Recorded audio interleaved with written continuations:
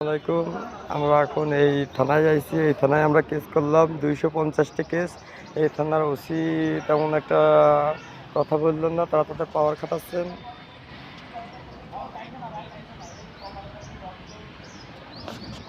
ঠিক আছে, এখানে আমরা কথাবার্তা বলে এই থানায় কেস ছিল।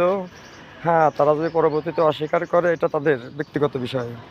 এ থানার অফিসারের নামে কেস হয়েছে, কেসের কথা তাকে জানাই দেওয়া হয়েছে এবং এ থানায় কেস করে ফিরে যাওয়া হলো 250টা। হ্যাঁ, এ হচ্ছে সরকারি কর্মকর্তার বিরুদ্ধে।